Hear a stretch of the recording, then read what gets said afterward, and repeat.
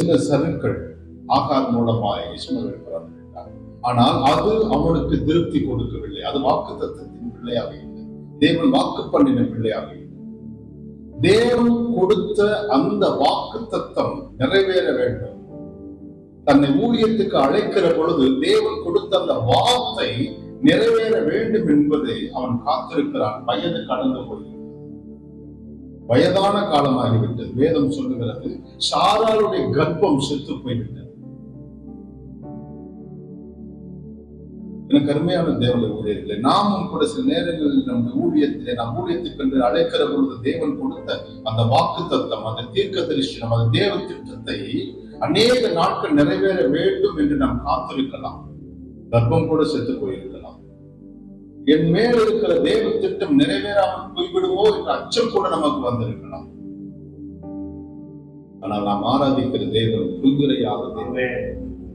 கர்ப்பம் செத்து போனாலும் கர்த்தருடைய வார்த்தை மாறாது. அநேக ஆண்டுகள் ஆகிவிட்டது. அநேக ஆண்டுகள் ஆகி ஈசாக்கு பிறக்கிற பொழுது தேவன் கொடுத்த வார்த்தைக்கும் ஈசாக்கு பிறக்கிறதுக்கும் இடையில 25 ஆண்டுகள் ஆகிவிட்டது. 75 வயதிலே தேவன் அந்த வார்த்தையை ஆபிரகாமுக்கு கொடுத்தார். சந்ததி என்ற வார்த்தையை பயன்படுத்தினார்.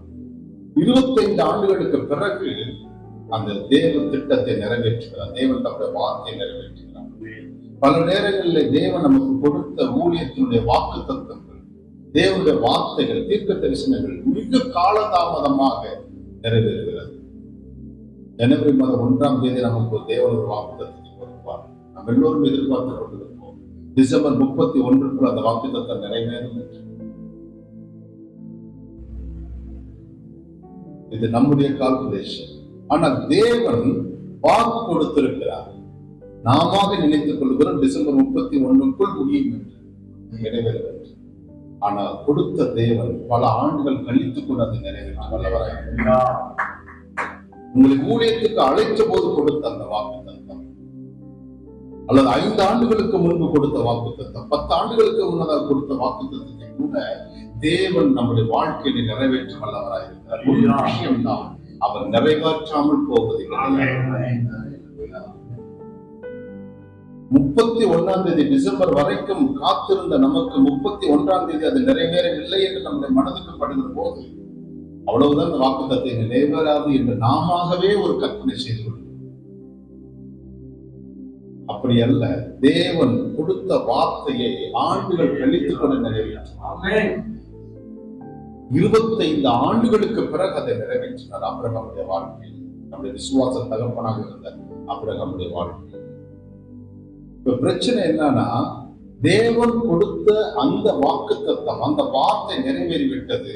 அதுலதான் இப்ப சோதனையே வந்திருக்கு. நம்முடைய வாழ்க்கையில் ஊழியத்தில் கூட சில நேரங்களில் தேவன் கொடுத்த அந்த ஆசீர்வாதத்தை வேதம் சொல்லுகிறது. தேவன் சொன்னார், தகன பலியாக பலியிடு. தகன பலி எப்படி கொடுக்க வேண்டும் என்று வேதம் சொல்லுகிறது. தகன பலி என்பது சந்து சந்தாக துண்டிக்க வேண்டும். துண்டித்த பிறகு அதிலே நெருப்பு போட்டு எரித்து சாம்பலாக்கி அதை பஸ்பமாக்கி விட வேண்டும். தேவன் இப்பொழுது சொல்லுகிறார், உன் குமாரனாகிய ஈசாக்கை தகன பலியாக பலியிடு. இது எவ்வளவு பெரிய சோதனை தெரியுங்களா? நம்ம எல்லாருக்குமே பிள்ளைகள் இருக்காங்க. ஆண்டவர் என்ன சொல்றாருன்னா, ஈசாக்க ஒரே வெட்ட வெட்டி கொண்டுன்னு சொல்லல, சந்து சந்தாக துண்டிக்க வேண்டும். அதனாலதான் எங்கே அப்படி வெட்டுகிற பொழுது, துண்டம் துண்டமாக, அங்குலம் அங்குலமாக வெட்டுகிற பொழுது அவன் எங்கே திமிரி விடுவானோ என்ற அச்சத்திலே கூட ஆபிரகாம் அவன் உடல் முழுவதையும் கட்டி அந்த அந்த விறகுகள் மீது படுக்க வேண்டும். அவன் திமிரி விடக்கூடாது. உடல் முழுவதும் கட்டப்பட்டு, கைகள் கால்கள் கட்டப்பட்டு அவன் கிடத்தி வைக்கப்படுகிறான். வெட்டுறதுக்கு டிராமா பண்ணல. பைபிள் சொல்றது இதே அதிகாரத்துல பின்னாடி வச்சு பாத்தீங்கன்னா, வெட்டுபடிக்கு ஆபிரகாம் கத்தி எடுத்தான். வெட்டணும்னே கத்தி எடுத்துட்டான். எப்படி வெட்ட வேண்டும்? துண்டு துண்டாக வெட்ட வேண்டும். ஒரே வெட்டா வெட்டி கொல்லுன்னு சொன்னா கூட கண்ணை மூடிட்டு வெட்டிடலாம். ஒரு செகண்ட் நம்ம மைண்ட கண்ட்ரோல் பண்ணிக்கிட்டு, இருதயத்தை கடினப்படுத்திக்கிட்டு ஒரே ஒட்டா வெட்டி பிள்ளை இருந்தாக்கலாம் முடிஞ்சிருச்சு. ஆனா ஆண்டவர் சொல்லுவது தகன பலியாக பலியிடு. அப்படின்னா என்ன அர்த்தம்? கொஞ்சம் கொஞ்சமா வெட்டி அவனுக்குள். அதை இமேஜ் பண்ணி பார்ப்போங்க. கொஞ்சம் கொஞ்சமா வெட்டிட்டு அப்படியே விட்டுறாத. நீ வெட்டுன அவனோட மகனை கொஞ்சம் கொஞ்சமா வெட்டி சிதைத்த துண்டாக்கின உன் மகனை ஒன்று சேர்த்து நெருப்புல போட்டு அந்த உடலை எரிச்சு. அதான் தகன பலி. எவ்வளவு பெரிய சோதனை. அவன் பைபிள் கிராமத்துல சொல்ல பத்தியில ஈர கொலைய நடிக்கிறோம். ஈர கொலைய நடிக்கிறோம். ஒரே மகன் 10 வயதிலே பெற்றவன். அவனை கொஞ்சம் கொஞ்சமா துண்டு துண்டா வெட்டுகிற போது நம்ம பிள்ளைங்களுக்கு எல்லாம் காலில் ஒரு ஆணி குத்திருச்சு, ஒரு முள்ளு குத்திருச்சு, கையில ஒரு கண்ணாடி குத்திருச்சுன்னா நம்ம மனசு எவ்வளவு பதைக்கும். திட்டுவோம் பிள்ளைய, ஆனா மனசுக்குள்ள வலி இருக்கும். பிள்ளை ஆணி குத்திருச்சு, முள்ளு குத்திருச்சு, ஏன்டா பார்த்து நடக்க கூடாதா அப்படின்னு அடுத்த வார்த்தை திட்டுவோம். ஆனா மனசு பதைக்கும். இப்போ துண்டு துண்டா வெட்ட சொல்றாரு பிள்ளைக்கு. அது நீதான் வெட்டணும். உன் பிள்ளை நீதான் வெட்டணும். எவ்வளவு பெரிய சோதனை அது. இரண்டாவது சோதனையை நான் சொன்னேன். நான் உனக்கு குறிக்கும் மலைகள் ஒன்றின் மேல் பலி. அப்படின்னா என்ன சொல்றாங்கன்னா, இந்த இடத்துக்கு வர்றதுக்கே 3 நாள் ஆச்சு. அப்படின்னா சமதளம் அல்ல, மலை. இந்த வார்த்தையை சொல்லுகிற போது ஆபிரகாமுக்கு வயது என்ன தெரியுங்களா? ஈசாக்கு பிறக்கும் போதே ஆபிரகாமுக்கு 100 வயது. இப்போ ஈசாக்கு பலி செலுத்தணும்.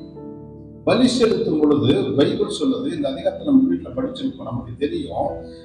ஒரு தகன பலிக்கு தேவையான விறகு கட்டைகள் அத்தனையும் தன் தலைமையில் சுமந்து கொண்டு ஈசாக்கு தான் மலையில ஏறுகிறான்.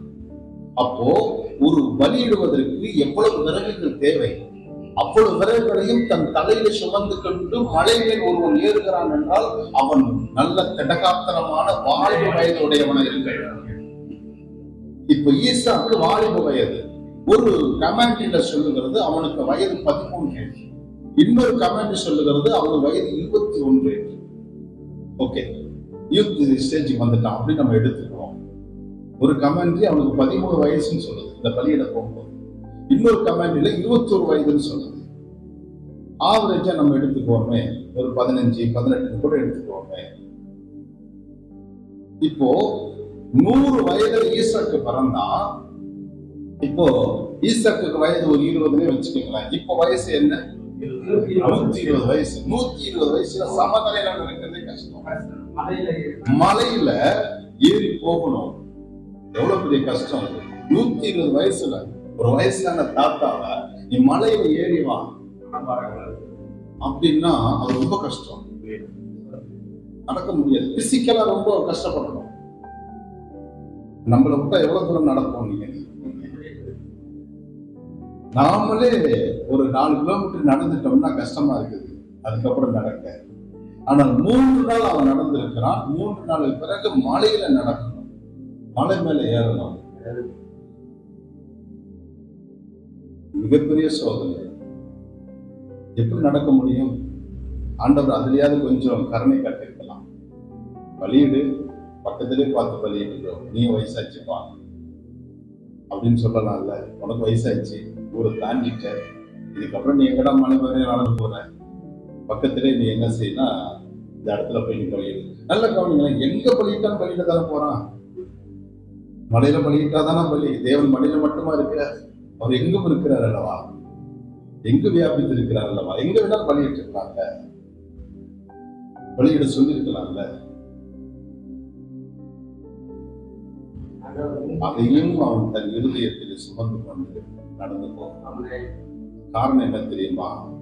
இதே ஒன்றுதான், தேவன் எனக்கு சொன்னார், அதை நான் செய்து முடிக்க வேண்டும்.